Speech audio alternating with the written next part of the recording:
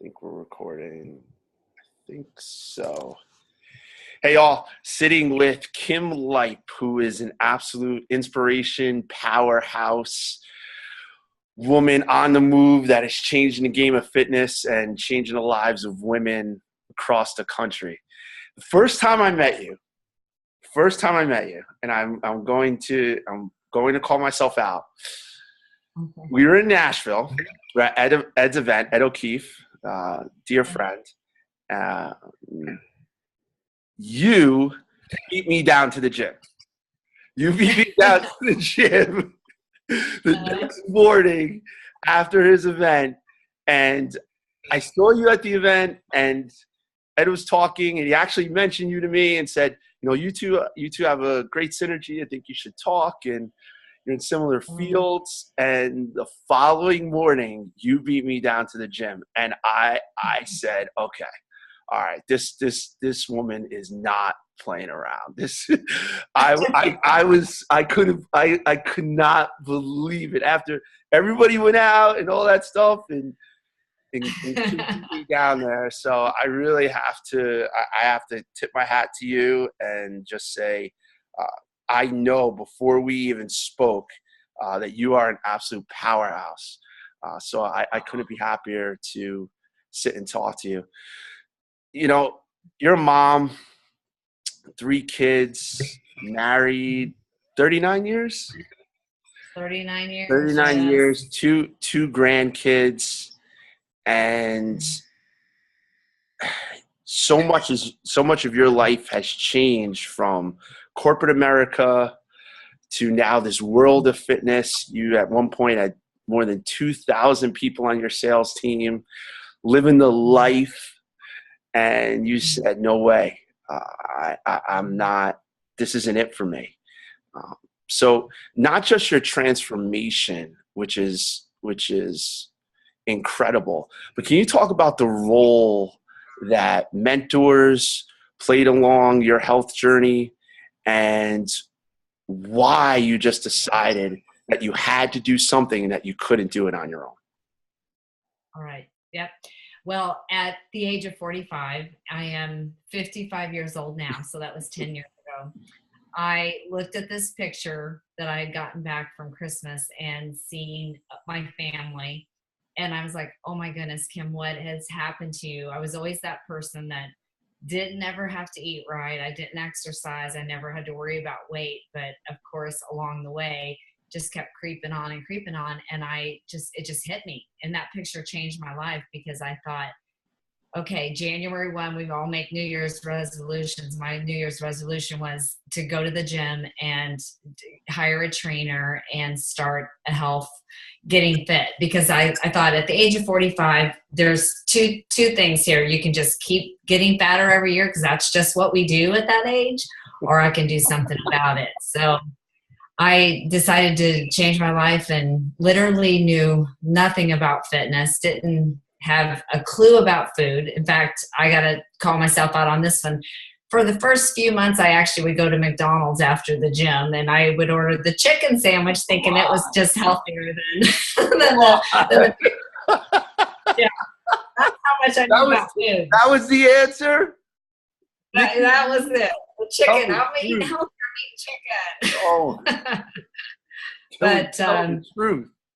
Oh my goodness. Yeah, and I think, and then trainers along the way, people that I looked at magazines, and I was inspired by the models in the magazines, and I would start reading articles and just got more interested. And then I decided, seeing an article where you could actually have your picture featured in the Oxygen Women's magazine. So I was like, okay, there's my goal. I'm going to do that. I hired or called a photographer. Now, mind you, I wasn't in shape yet. Yeah. Hired a photographer and gave myself I think 10 months or 11 months to get in shape for that fitness photo shoot, and ended up in the March 2000 Oxygen magazine. So that was my start, and I just never went back. Love it. So the trainers and setting that goal kept you focused and achieving that goal. Just yeah. Would at this point now, you know, you're in the bodybuilding, you know, and you have done bodybuilding competitions, and I hate to even say bodybuilding, but you've Yeah. done the bodybuilding competitions and really sculpting women, their bodies, their mind, their spirit. And when you look, uh, or when someone, I should say, sees you on stage during a competition, you know, you look strong and you look confident. Was that always the case for you? Oh no, not at all. Like I said, I never had a muscle tone even in my younger years and everything. Now, I feel like through my career of direct sales, the job that I had, I felt like I felt good in front of people, but definitely not confident to stand up on stage. At 48 was my very first show in a bikini, and having people judge you, you know. And Right. in fact, the first show I went to, I thought, okay, I hope I'm not the outcast here, because all the girls I was competing with were in their 20s and 30s, and they made me feel so good that I was going to try one, and I've actually ended up doing 16 now. So I just kept going forward with it. And really I wanted to learn it and learn how you feel the week of the show, what goes on, so that I now can mentor other people. I have 9 girls going next week to a show. So I know what it feels like, you know, whenever you're scared or you don't think you're good enough or you don't have confidence. And I've been through all that, and now I can help them too. So along your health journey, if you could describe the debate that goes on in your head, or the debate that you still have, or at one time had, as far as the emotional or impulsive eating, you know, what decisions, what conversations do you have in your head that help control uh, the way that you feel during those times, to not be an emotional eater or be an impulsive eater? Can you describe that conversation? Yeah, that is good, because food is the toughest part. You know, I tell my clients all the time that, you know, the workout's 1 hour of the day, the food's the other 23 hours of what we do. And you know, I would always tell myself that I had to give up my relationship with food. And it truly is a relationship that you have to, you know, things that you think you want now, you really don't want. You know, what do you want worse? Do you want to be healthier? Do you want to be in shape? And, you know, for myself, I also, too, I have 2 grandchildren. I wanted to be healthy and live a long life for them. I was feeling so low energy, and I just didn't feel good about myself. And, you know, so I knew that, you know, it had to be more of a health issue thing too. But, you know, and then another thing is I would always like kind of look at things like, okay, if I'm going to have this cake, or I'm going to go ahead and allow myself to have that, I would figure out how many calories that was. So I knew the next day when I went to the gym, I had to stay on the treadmill until I worked those calories off. And I soon realized that, okay, a small blizzard is like 800 calories. That's going to be about at least 80 minutes on a treadmill or more. And I didn't want to do that, you know. And so that kind of started changing my thinking about food. I started really dialing into knowing what to put in my body. And you just feel so much better. I think that whenever you do have the breakdown and you really go for maybe something that you shouldn't have, you realize the next day that that makes me feel not so good. So I just kept with it, and always had a goal. You know, I'm all about like moving that goalpost. You know, here's one goal. Okay, what's next, Kim? Where am I going next? Whether it is maybe somebody out there listening to this, maybe stepping on stage in a bikini is not your thing, but yet a goal that you might have, like a vacation. You just want to look better in your swimsuit, or maybe a wedding or an event, or a class reunion is always a great one. And just small little baby steps, goals. And then yeah, I write down goals, and I also write down what obstacles I'm going to have and how I'm going to overcome that. You know, and holidays, like example, or the next one coming up, you know, the obstacles of holidays. So that should really only be one cheat meal. Like Thanksgiving is one day, not the whole month. So we use it sometimes as an excuse to cheat for the whole month, you know. So anyway, and then something I think that I tell my clients all the time is this: we're all normal. You're going to have cheats once in a while. You're going to walk into that Casey's gas station or the gas station and you're going to pay for gas, and you're going to see that candy bar and you're going to go, oh, I'm just going to eat it, you know? So then you eat the candy bar, and then now you feel so bad. Now you blow it for the whole weekend, and you go to McDonald's, then you go to the Dairy Queen because you just feel like you blew it and you can't forgive yourself. So I think the biggest thing for me is, if that did happen, forgive yourself and move on and get right back on it.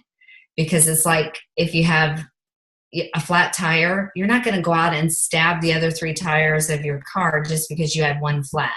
You're going to fix that tire and you're going to go on. So forgive yourself if you had the cheat and move on. And everybody's real and everybody's normal. So it happens and you just have to move on. If the old you could see the new you, what would the new you say when you look in the mirror? I would probably to the old me. You mean what I would say to the old me? Yeah. Yeah. I think that realizing that you have to take time for yourself, and, you know, throughout my whole journey and in my younger years of being a mom of 3 and raising 3 kids and having a job, I felt like I just didn't take time for myself. When I had the time, I used excuses to not have the time to work out. I used excuses. Well, I didn't even know, really. I mean, I even hate to admit this, but we ate terrible. I mean, my kids had brownies and soda and chips, and, you know, we just went through that fast-paced world. And I wish now that I wouldn't have done that, because again, health reasons. And then also I wanted to be a better role model for my children. Now I am. They're all on board, and I'm seeing that my daughter is feeding my grandchildren healthy. They love salmon and they love sweet potatoes, and you know, so that's encouraging there. But I think, you know, just knowing that you have time, you just have to make time no matter how busy you are, and to take care of yourself. So at this point, no one has seen Kim's before and after pics. I encourage everyone to be inspired by them. And now you have competed in Tri Fitness, for those Tri Fitness World Challenge. And for anyone that isn't familiar, you flip tires, about 40, 50-pound tire. You'll swing kettlebells. You'll run underneath a small ladder. That's, you know, you climb a 30-foot wall with a rope, and it's all about, for me, and knowing you, it's about the celebration of what our bodies are capable of. Much different from a Spartan race, and certainly CrossFit. It's more of a celebration of what we could do. So you've certainly competed in those, and you've had tremendous amount of success with that. So now, really, I think the question is, what's next? You know, what's the next goal for you, from Oxygen, from that mom, grandmom, to someone that walked away from their corporate job, just needed to get started with fitness, walked on stage and had these huge accomplishments. What's the next thing Kim is working towards? Well, when I made my transformation, of course, everybody here was like, what do you want to do? Or will you help me? Will you help me? So I opened up a small gym in my house, a personal training studio. And I live in a very small area, about 700 people in rural Illinois, farming communities. So never would have dreamed that my business would turn into over 80 women a week come to my house to work out. And so I just feel like I'm changing lives and changing families. And my goal is if I can get to the family, of course I'm dealing with the mom, I can change the children. I see so many children around our area that are obese, not just overweight, obese. And it saddens me because, you know, when I was young, there was hardly any children obese. I mean, you just didn't see that. And I know it's the processed foods, the fast pace that the parents are living.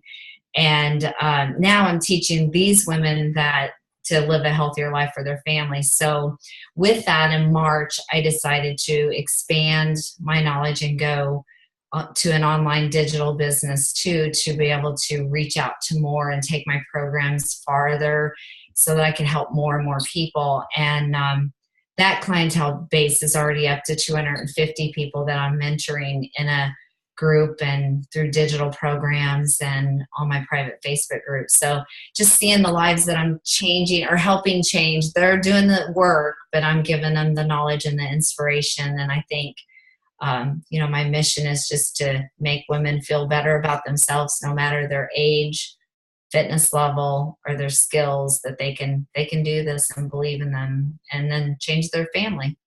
So that's my goal, change the families.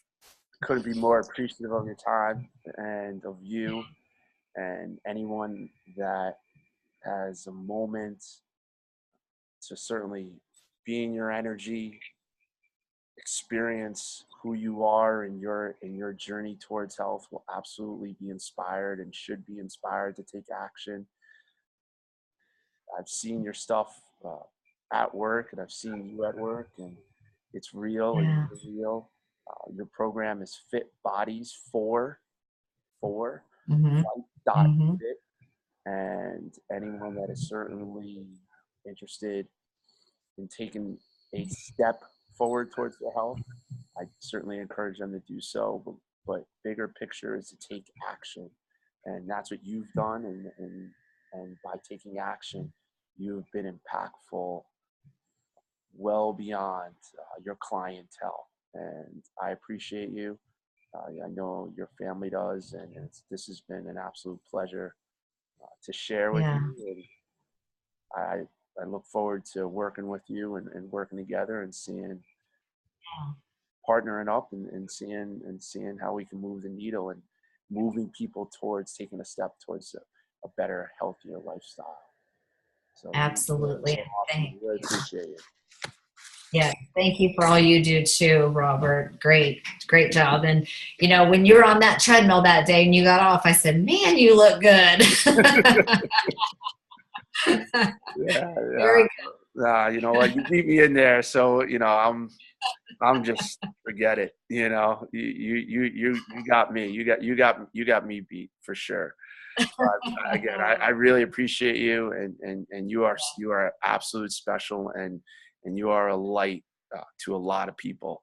So again, the hope is that people be inspired to take action towards their health, because I'm not going to say when you started, what age you started.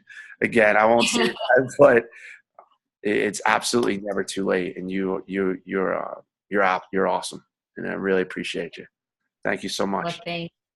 All right. Bye, everyone. Bye, Hey, Robert. have a great night. You too.